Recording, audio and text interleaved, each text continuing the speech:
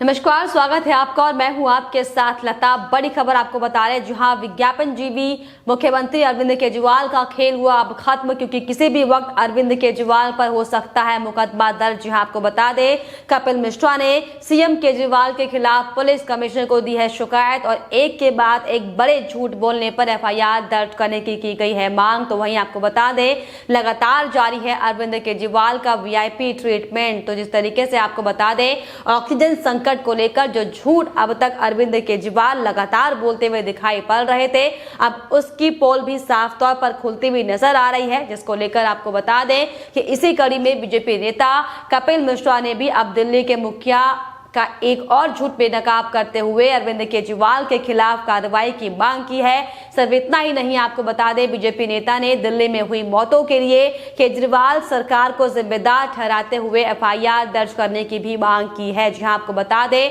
Bharatiya Janata party के नेता कपिल मिश्रा ने बुधवार को दिल्ली के मुख्यमंत्री अरविंद केजरीवाल के खिलाफ एफआईआर दर्ज कराने के लिए शिकायत दी। कपिल मिश्रा ने उन्हें आपराधिक उपेक्षा का आरोपी बताया। उन्होंने अपनी शिकायत में साफ तौर पर कहा कि मुख्यमंत्री की आपराधिक लापरवाही के कारण ही दिल्ली में सैकड़ों लोगों की जान चली गई है। बता दें कि कपिल मिश्रा ने यह शिकायत दिल्ली के पुलिस कमिश्नर को मेल की है और उन्होंने पुलिस कमिश्नर से 3 विषयों पर जांच करने का आग्रह निश्चित रूप से किया है, जिसमें आपको बता दें कि लापरवाही से हुई मौतें, विज्ञापन में भ्रष्टाचार और पीड़ितों को मुआवजा देने के मामलों में जांच की बात कही गई है। और वहीं आपको बता दें कि मेल पर की गई शिकायतों में खुद को हिंदू इकोसिस्टम का फाउंडर बताते हुए कपिल मिश्रा ने साफ तौर पर कहा कि दिल्ली के सीएम की लापरवाही के चलते पूरे शहर के अस्पतालों में सैकड़ों जानें गई हैं। उन्होंने केजरीवाल पर भी यह आरोप लगाते हुए कहा कि जयपुर गोल्डन जैसे अस्पताल, जिन्हें ऑक्सीजन की सख्त जरूरत थी, उन्हें ऑक्सीजन ना देकर उसे डायवर्ट कर दिया गया, जो कि वाकई आपराधिक लापरवाही है। वहीं आपको बता दें, कपिल मिश्रा ने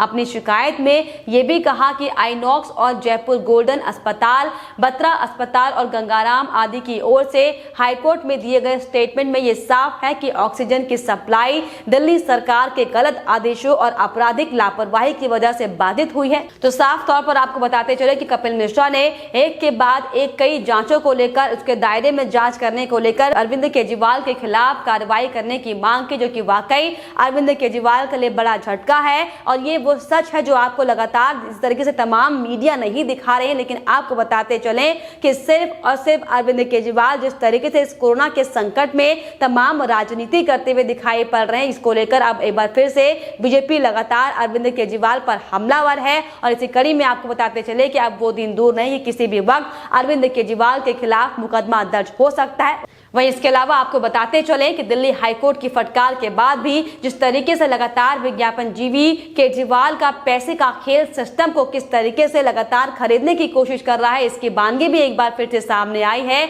जी हाँ, दरअसल आपको बताते चले कि अरविंद केजरीवाल ने जजों के लिए 5 स्टार होटल में कोविड हॉस्पिटल की फैसिलिटी के बाद अब सरकारी बाबुओं के लिए भी वीआईपी ट्रीटमेंट का इंतजाम किया है, जो कि वाकई बेहद शर्मनाक है। आपको बता दें कि दिल्ली सरकार की ओर से दिल्ली के 4 बड़े होटल को अस्पतालों से लिंक करने का आदेश दिया गया है, ताकि सरकारी अधिकारी और उनके परिजनों का इलाज हो सके। हालांकि आपको बता दें कि इन तमाम मुद्दों को लेकर बीजेपी के मनोज तिवारी ने भी केजरीवाल को आड़े हाथों लिया और साफ तौर पर यह कहा कि अरविंद केजरीवाल वीआईपी कल्चर में ज्यादा भरोसा रखते हैं और इसीलिए बार बार बड़े बड़े होटलों में बड़े बड़े लोगों के लिए व्यवस्था की जा रही है, जबकि गरीब सड़क में दम तोड़ रहा है, जो कि वाकई बेहद शर्मनाक है। और वहीं इसके अलावा आपको बता दें कि हाल ही में ऑक्सीजन संकट को लेकर जिस तरीके से मुख्यमंत्री अरविंद केजरीवाल ने सिर्फ और सिर्फ क्रेडिट लेने के लिए जो ये भी झूठ फैलाया था कि दिल्ली सरकार थाईलैंड से 18 क्रायोजेनिक टैंकर और फ्रांस से तुरंत उपयोग में लाए जाने वाले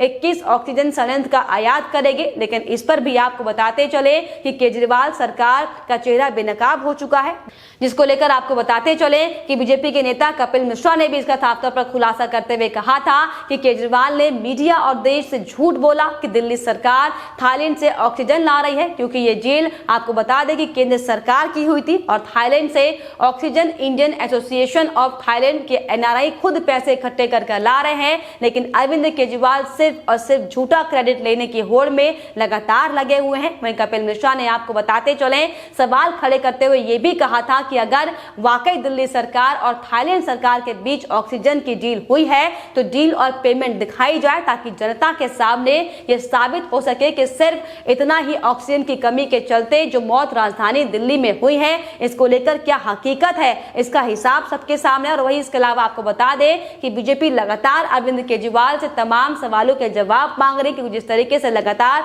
अरविंद केजरीवाल सिर्फ और सिर्फ तमाम झूठे आरोप केंद्र के ऊपर जो जिस तरीके से लगातार लगा रहे थे। हालांकि उसके बाद उनकी पोल पट्टी भी खुली थी कि किस तरीके से केंद्र की ओर से तमाम ऑक्सीजन की राहत देने के बावजूद भी अरविंद केजरीवाल ने उन राहत पैकेजों का इस्तेमाल नहीं किया, सिर्फ और सिर्फ लापरवाह रवैये के चलते किस तरीके से प्रदेश की जनता ऑक्सीजन की कमी से लगातार मरने को मजबूर है। हालांकि इसको लेकर आपको बताते चले कि लगातार हाई कोर्ट भी अरविंद केजरीवाल को तमाम फटकार लगा रहा है, लेकिन इसी कड़ी में जिस तरीके से लगातार बीजेपी अरविंद केजरीवाल पर हमलावर है, इससे साफ तौर पर यह जाहिर होता है कि अरविंद केजरीवाल कहीं ना कहीं अब लगातार छटपटाहट में दिखाई पड़ रहे, क्योंकि जिस तरीके से अब उनकी शक्तियां भी छीन ली गई हैं और जिस तरीके से वो खराब प्रदर्शन बार बार दिल्ली में करते हुए दिखाई पड़ रहे हैं, इसको लेकर आपको बताते चले कि बीजेपी के तमाम नेताओं सहित गौतम गंभीर ने भी दिल्ली के सीएम अरविंद केजरीवाल पर उन्होंने तमाम सवाल खड़े करते हुए निशाना साधते हुए साफ तौर पर कहा कि उनसे दिल्ली की स्थिति नहीं संभल पाएगी। उन्होंने साफ तौर पर कहा कि अरविंद केजरीवाल से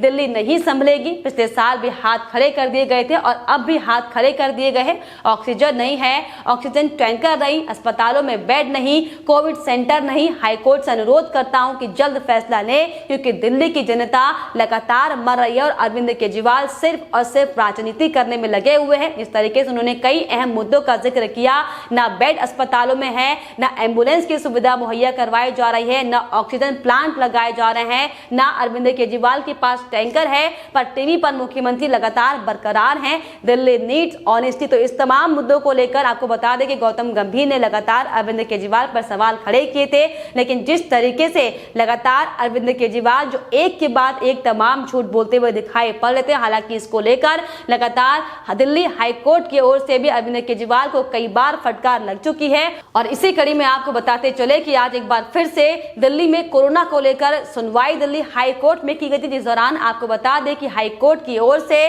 तमाम फटकार अरविंद केजरीवाल को लगाई गई। इस दौरान दिल्ली हाई कोर्ट ने भी ऑक्सीजन की कमी पर अस्पतालों पर सवाल उठाए। कोर्ट ने साफ तौर पर कहा कि लोगों ने बड़े बड़े अस्पताल तो खड़े कर लिए, लेकिन कभी अस्पताल में ऑक्सीजन प्लांट लगाने के लिए कदम नहीं उठाए गए, और यही हाल सरकारी अस्पतालों के भी है। और हम अब इतनी बड़ी समस्या से जूझ रहे हैं, लेकिन अब समस्या है कि जो है उसी से काम चलाना होगा। हाईकोर्ट ने साफ तौर पर यह भी टिप्पणी उस समय की जब बत्रा अस्पताल ने कहा कि उसे उसके हिस्से की पूरी ऑक्सीजन नहीं मिल पा रही है। वहीं आपको बता दें अस्पतालों में कोविड के मरीजों के लिए भी टीपीए बीमा क्लियरेंस का मामला भी दिल्ली हाईकोर्ट पहुंचा। अस्पतालों की ओर से हाईकोर्ट को यह बताया गया कि मरीजों के लिए ये कंपनियां कई घंटे तक स्वीकृत नहीं देती, जिससे कि मरीजों को कई घंटों तक भर्ती नहीं किया जा पाता और इसीलिए उनको आधे घंटे में स्वीकृति देने को कहा जाए। तो साफ तौर पर कई फटकार लगाई है। और इसके अलावा कोर्ट ने रिफिलर और सरकार के बीच बातचीत की नरमी पर भी सवाल उठाए।